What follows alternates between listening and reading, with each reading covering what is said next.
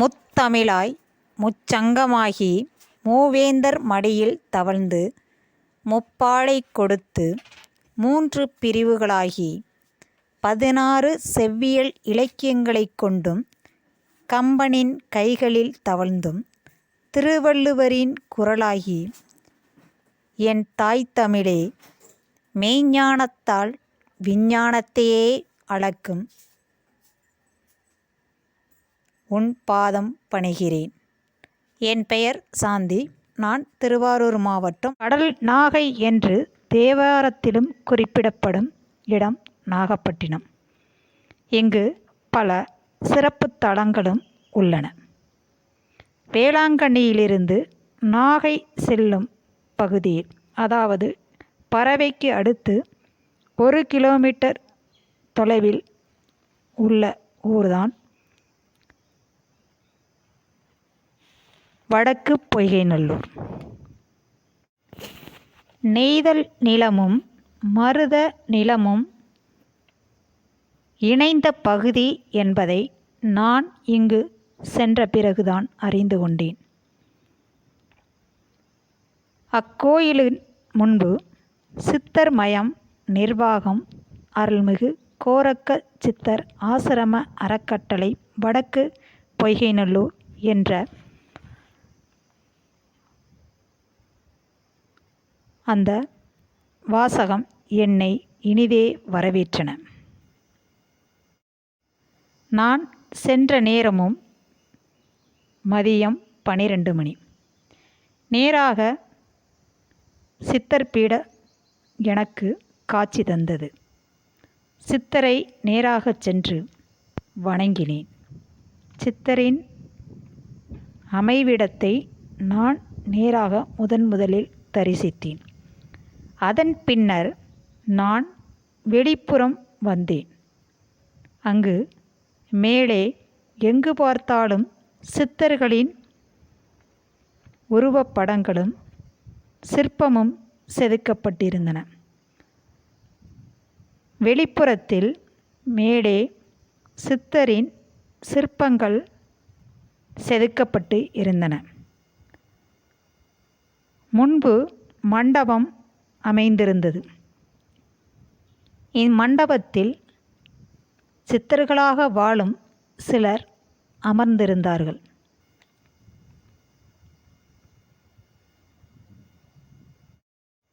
இங்கு இரவுதோறும் அன்னக்காவடி எடுப்பது வழக்கமாக உள்ளது.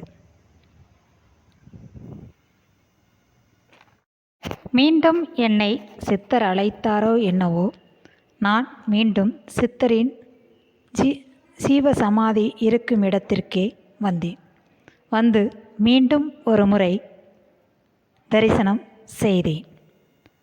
பின்பு வெளியில் வந்தேன். எனக்கு அங்கு இருந்த ஒரு சித்திரம் என்னை கேள்வி கேட்க தூண்டியது. அதாவது தூக்கு காவடி, அதாவது தோளில் காவடி சுமப்பது போன்று ஒரு துணியில் ஏதோ கட்டி தொங்குவதை நான் உணர்ந்தேன். அதை யாரிடமாவது கேட்டு தெரிந்து கொள்ள வேண்டும் என்ற ஆவல் என்னுள் எழுந்தது. அதன் அருகிலேயே கோரக்க சித்தர் மந்திர எந்திரம் என்ற ஒரு தகடு சுவற்றில் பொறிக்கப்பட்டிருந்தது. அதையும் கவனித்தேன். அதில் மந்திரம் அதன் கீழே, அந்த தகட்டின் கீழே மந்திர சொற்கள் எழுதப்பட்டிருந்தன. அடுத்து மீண்டும் நான் கோவிலின் உள்ளே செல்லும்போது மணி 1:30 மேல் ஆகிவிட்டதால் அங்கு நடை சாத்தப்பட்டு இருந்தது. பின்பு வலதுபுறமாக நான் திரும்பினேன். எங்கு பார்த்தாலும் இங்கு சித்தர்களின் புகைப்படங்களும் சுதை சிற்பங்களும் தான் உள்ளன. முதலில் நான் அங்கு பார்த்தது அகத்தியர். அவரது அந்த ஃபோட்டோவின் கீழ் அவருடைய பிறந்த மாதம் மார்கழி, நட்சத்திரம் ஆயில்யம், வாழ்ந்த காலம் 4 யுகம், ஜீவ சமாதி அடைந்த இடம் திருவனந்தபுரம், கும்பகோணம். அவருக்கு நிவேதனம் செய்யப்படுவது பஞ்சாமிர்தம், பழங்கள், சர்க்கரை பொங்கல். எழுதிய நூல்களில் சில வாத காவியம், வைத்திய காவியம் என்று பலகையில் பொறிக்கப்பட்டிருந்தது. இவ்வாறு ஒவ்வொரு சித்தர்களுக்கும் அங்கு பொறிக்கப்பட்டிருந்தது. அடுத்ததாக திருமூலர்.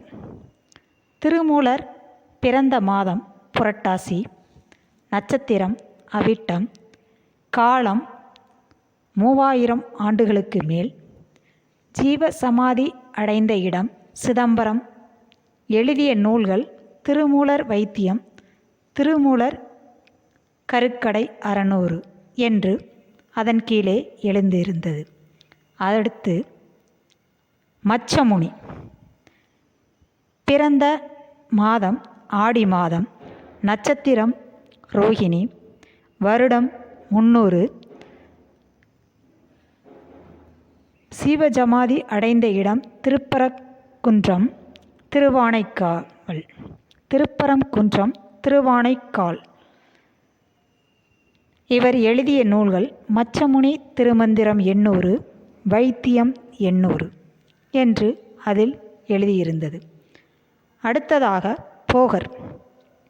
போகர் வைகாசி மாதம் பரணி நட்சத்திரத்தில் பிறந்தார் என்றும், வாழ்ந்த காலம் 5 முதல் 14ஆம் நூற்றாண்டு வரை என்றும், இவருக்கு உகந்த பூக்கள், மூலிகைகள், செவ்வரளி, புஷ்பங்கள், நிவேதனம் செய்யப்படுவது பழம், பால், தயிர் என்றும் இருந்தது.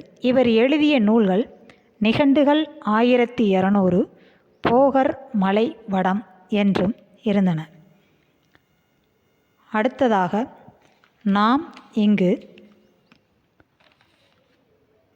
பார்க்கும் தலைப்பான கோரக்க சித்தர்.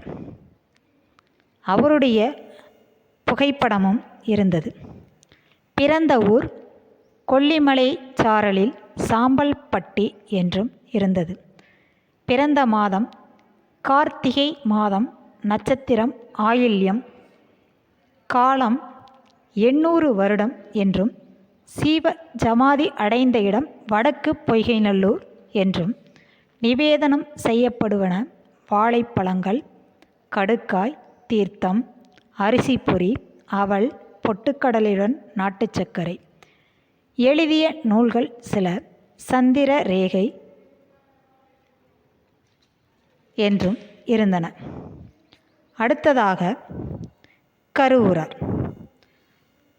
இவர் பிறந்தது சித்திரை மாதம் என்றும், நட்சத்திரம் அஸ்தம் என்றும், வாழ்ந்த காலம் 300 வருடம் என்றும், சீவசமாதி அடைந்த இடம் ஆணிலேயப்பர் கோவில், திருக்கலாத்தி, கரூர் என்றும் இருந்தது.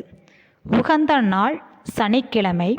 உகந்த பூக்கள் துளசி, மல்லிகை. நிவேதனம் பச்சை கற்பூரம் போட்ட சர்க்கரை பொங்கல். எழுதிய நூல் வாத காவியம் என்று இருந்தது. அடுத்ததாக புலிப்பாணி. பிறந்த மாதம் புரட்டாசி, நட்சத்திரம் சுவாதி, சீவஜமாதி அடைந்தது பழனி அருகே வைக்காவூர். உகந்த பூக்கள் ரோஜா, செவ்வரளி, வில்வம், சாமந்தி. இவருக்கு நிவேதனம் செய்யப்படுவது கமலா, ஆரஞ்சை கொட்டைகள் நீக்கி உரித்து சுளையாய் வைக்க வேண்டும் என்றும், தக்காளி விதைகளை எடுத்துவிட்டு உப்பு தூவி வைக்க வேண்டும் என்றும், அல்லது தயிர் சாதத்தை உப்பில்லாமல் தாளிக்காமல் வைக்க வேண்டும் என்றும் அதில் எழுதியிருந்தது. இவர் எழுதிய நூல்கள் புலிப்பாணி மருந்துகள், புலிப்பாணி வைத்தியம் 500 என்றும் இருந்தன. அதற்கு அடுத்ததாக பாம்பாட்டி சித்தர். பாம்பாட்டி சித்தர் கார்த்திகை மாதம் மிருக சீரிஷம் நட்சத்திரத்தில் பிறந்தவர் என்றும், வாழ்ந்த காலம் 123 வருடம் என்றும், சீவ ஜமாதி அடைந்த இடம் மருதமலை துவாரகை என்றும், விருத்தாச்சலம் திருக்கடவூர் என்றும் இருந்தது. உகந்த நாள் சனிக்கிழமை. உகந்த பூக்கள் அல்லி, தாமரை, தாளம்பூ, சம்மங்கி. இவர் எழுதிய நூல்கள் சித்தராருடம் சித்தர் பாடல்கள் என்று இருந்தன. அடுத்ததாக மகான் கமலமுனி. இவர் வைகாசி மாதம் பூச நட்சத்திரத்தில் பிறந்தவர் என்றும் 400 வருடங்கள் வாழ்ந்தவர் என்றும், இவர் சீவ சமாதி அடைந்த இடம் திருவாரூர் என்றும் இருந்தது. இவர் எழுதிய நூல் கமலமுனி சூத்திரம் என்றும் இருந்தது. அடுத்ததாக குதம்பை சித்தர். ஆடி மாதம் விசாக நட்சத்திரத்தில் பிறந்தவர். காலம் கிபி 14 முதல் 15ஆம் நூற்றாண்டு வரை என்றும், இவர் மயிலாடுதுறையில் சீவசமாதி அடைந்தார் என்றும் இருந்தது. உகந்த நாள் வெள்ளிக்கிழமை என்றும், இவர் எழுதிய நூல் ஞானசாஸ்திர திரட்டு என்றும் இருந்தது. அடுத்ததாக சட்டைநாதர். சட்டைமுனி என்றழைக்கப்படும் சட்டைநாதர் கார்த்திகை மாதம் மிருகசீரிஷம் நட்சத்திரத்தில் பிறந்தவர். கிபி 14 முதல் 15ஆம் நூற்றாண்டு வரை வாழ்ந்தவர் என்றும் இருந்தது. இவருடைய சீவ சமாதி திருவரங்கத்தில் அமைந்துள்ளது என்றும், உகந்த நாள் வெள்ளிக்கிழமை என்றும், உகந்த பூ ஜாதிப்பூ, விரிச்சிப்பூ, வில்வம் என்றும், நிவேதனம் பானகம், தேன், கதலி. கதலி என்றால் செவ்வாழை. எழுதிய நூல் சட்டைமுனி நிகண்டு, வாத காவியம் என்றும் இருந்தன. அதுக்கடுத்ததாக மகான் அழுக்கண்ணர். இவர் வைகாசி மாதம் விசாக நட்சத்திரத்தில் பிறந்தவர். இவர் ஜீவ சமாதி அடைந்த இடம் அருள்மிகு நேலாயத்தாச்சியம்மன் உடனுரை காயரோகண சுவாமி திருக்கோவில், நாகப்பட்டினம் என்றும், எழுதிய நூல் அழுகன் சித்தர் பாடல்கள் 200, ஞானசூத்திரம் என்றும் இருந்தன. அதுக்கு அடுத்ததாக புன்னாக்கீசர். வைகாசி மாதம் சித்திரை நட்சத்திரத்தில் பிறந்தவர் என்றும், ஜீவசமாதி அடைந்த இடம் நாங்குநேரி என்றும், எழுதிய நூல் முப்புசூத்திரம் என்றும் இருந்தன. அதுக்கடுத்து காளங்கி சித்தர். சித்திரை மாதம் அஸ்வினி நட்சத்திரத்தில் பிறந்தவர் என்றும், 3000 வருடங்களுக்கு மேல் வாழ்ந்தவர் என்றும், சீவசமாதி அடைந்த இடம் திருக்கடவூர் திருப்பனந்தாள் என்றும், எழுதிய நூல்கள் சத்தகாண்ட 7000 என்றும், வைத்திய காவியம், ஞான சாராம்சம், தண்டகம், ஞானசூத்திரம் என்றும் இருந்தன. அடுத்து தேரையர். கார்த்திகை மாதம் ஆயில்ய நட்சத்திரத்தில் பிறந்தவர் என்றும், சீவசமாதி அடைந்த இடம் தோரண மலை என்றும், உகந்த நாள் ஞாயிற்றுக்கிழமை, உகந்த பூக்கள் மூலிகை இலைகளினால் அர்ச்சனை என்றும் இருந்தது. நிவேதனம் மிளகு, பொங்கல், பால் பாயாசம், தேங்காய் சாதம் என்றும் இருந்தன. இவர் எழுதிய நூல் சிகாமணி வெண்பா, நிகண்டு, தேரையர் வைத்தியம் 1000 என்றும் இருந்தன. அடுத்ததாக இந்த 18 சித்தர்களையும் அடுத்து அன்னதானக்கூடம் என்னை இனிதே வரவேற்றன. அதில் அமர்ந்து சாப்பிட்டேன். அன்னதானக்கூடத்தில் சாப்பிட்டு முடித்ததும் மீண்டும் வெளியில் வந்து 18 சித்தர்களையும் வரிசையாக தரிசனம் செய்தேன். அதை முடித்து அதன் அருகிலேயே விளக்கு ஏற்றும் கூடம் ஒன்று இருந்தது. அதன் நடுவில் துளசி மாடம் இருப்பது போன்று இருந்தது. அதன் அருகில் போய் பார்த்தேன். அது கோரக்கர் தீர்த்தம் என்றும், அதில் கோரக்கர் தீர்த்த கிணறு என்று இருந்தது. அதன் அருகில் சென்றால் ஒரு அணையா விளக்காக ஏற்றப்பட்டு இருந்தது. அதன் அருகில் தங்களுடைய கோரிக்கைகளை நிறைவேற்ற மக்கள் கட்டிய துண்டுச் சீட்டுகள் அங்கே தொங்கிக் கொண்டு இருந்தன. அதையும் பார்த்துவிட்டு அடுத்ததாக நான் சென்ற இடம் தியான மண்டபம். அதன் அருகிலேயே தியான மண்டபம் ஒன்று உள்ளது. அங்கு அமைதியான ஒரு சூழல் இருந்தது. அதன் அருகில் நின்று நான் புகைப்படம் எடுத்துக்கொண்டேன். இறுதியாக நான் வெளியில் வரும்போது நான் இன்றும் வாழ்ந்து கொண்டிருக்கும் ஒரு சித்தரை சந்தித்தேன். அவர்தான் இவர். இவரது பெயர் சுப்பிரமணி ஐயா. இவர் சென்னையில் வாழ்ந்தவர் என்றும் இவர் சில காலம் ஆவிகளுடன் பேசுவதை வழக்கமாக கொண்டிருந்தவர் என்றும் கடந்த 30 வருடங்களாக இங்கு நான் வந்து சென்று கொண்டிருந்தேன்.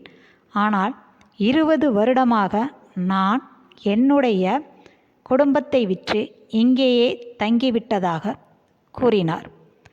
இப்போது வாழ்ந்து கொண்டிருக்கும் இந்த சித்தரை சந்தித்ததில் எனக்கு பெரும் மகிழ்ச்சியாக இருந்தது. நான் அவரிடம் சில கேள்விகளை கேட்டேன். எனக்கு அக்கோவிலில் சென்றதும் ஏற்பட்ட சில ஐயங்களை இந்த மகானிடம் கேட்டு தெரிந்து கொண்டேன். சித்துநிலை என்றால் என்ன என்று கேட்டேன். சித்து என்றால் என்ன என்றும் கேட்டேன். இரண்டுக்கும் சேர்த்து ஒரு மனிதன் அறிவுபூர்வமாகவும் ஆக்கப்பூர்வமாகவும் அறிவியல் மார்க்கமாகவும் அனுபவபூர்வமாகவும் இருப்பதுதான் சித்தர் நிலை என்று கூறினார். ஒன்றை அடைதலை சித்து நிலை என்றும் அவர் விளக்கம் சொன்னார். அடுத்ததாக ஆன்மீகம் என்றால் என்ன என்று கேட்டேன். அதற்கு அவர் அவரவர் மனநிலையை பொறுத்தே அமையும் ஒவ்வொருவருடைய அனுபவமே ஆன்மீகம் என்று கூறினார். அடுத்து மூன்றாவதாக ஒரு கேள்வி கேட்டேன். இக்கோவிலில் அனைத்து இடங்களிலும் 11 சித்தர்களின் படமே உள்ளது. அதாவது சுதை சிற்பமாகவும் புகைப்படங்களாகவும் இருப்பது ஏன் என்று கேட்டேன். உடனே அவர் யார் 18 சித்தர்கள் என்று கூறியது என்று என்னிடம் வினா எழுப்பினார். 18 சித்தர்கள் என்பது கிடையாது. ஒவ்வொரு மனிதனும் அவனுடைய வாழ்க்கையில் 11 நிலைகளை கடக்கிறானோ அவனே சித்தன் என்று கூறினார். அதனால்தான் 11 சித்தர்கள் என்று ஆகிவிட்டது என்றும் கூறினார். அடுத்ததாக நான் இக்கோவிலின் கண்ட ஒரு நிகழ்வை சந்தேகத்தின் பேரில் அவரிடம் வினா எழுப்பினேன். எல்லா கோவில்களிலும் சங்கு என்று ஊதப்படும். ஒரு சில கோவில்களில் மற்றும் ஊதுவார்கள். அதுவும் கோவிலின் வெளியில் அமர்ந்தே ஊதுவார்கள். ஆனால் நான் இங்கு மதிய வேளையில் சென்றதனால் 12:30க்கு மேல் அங்கு பூஜை நடைபெறும்போது கோவிலின் கருவறைக்குள்ளே சங்கை ஊதினார்கள். இது ஏன் என்று கேட்டேன். அதற்கு அவர் என்னிடம் கேட்டது, இந்த சங்கை வேறு எங்கு நீங்கள் ஊதி பார்த்திருக்கிறீர்கள் என்றார்.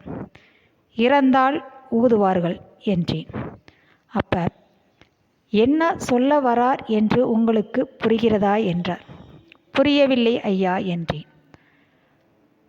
ஒவ்வொருவரும் தன்னுடைய மூச்சை எவ்வாறு பயிற்சி செய்து அடக்க வேண்டும். அவ்வாறு அடக்கினால்தான் அவன் வாழ்நாள் நீட்டிக்கும் என்பதை உணர வைப்பதற்காகவே இங்கு சங்கு ஊதப்படுவதாகவும் ஒரு காரணம் கூறினார். அதேபோல் இறந்தபோது சங்கு ஊதுவதற்கு காரணம் என்ன என்று இப்போது புரிகிறதா என்றார். அதாவது ஒவ்வொருவரும் தன்னுடைய மூச்சை அடக்கி வாழ கற்றுக்கொள்ளாவிட்டால் இறப்பு என்பது தொடரும் என்றும் விளக்கமளித்தார். அடுத்து நான் இன்னொரு ஐயத்தையும் அவரிடம் கேட்டேன். அதாவது 18 சித்தர்களை பற்றி நான் அந்த புகைப்படத்துடன் படிக்கும்போது பெரும்பாலானவர்கள் வாத காவியம் அல்லது வைத்திய காவியம் அப்படின்னு சொல்லி நூல்களை எழுதி இருக்கிறார்களே, ஏன் ஐயா என்று கேட்டேன். அந்த வாதம் அப்படி அந்த சொல்லிற்கு முன்னால் பிடி என்பதை போடுங்கள் என்றார். பிடிவாதம் என்றேன். எவன் ஒருவன் ஒரு கொள்கையில் பிடிவாதமாக இருந்து முன்னேறுகிறானோ அவனுடைய குறிக்கோளை அடைய முடியும் என்றும் விளக்கம் அளித்தார். அதுக்கு அடுத்ததாக நான் கோவிலின் முன்புறம் ஒரு புகைப்படம் பார்த்தேன் ஐயா. அந்த புகைப்படத்தில்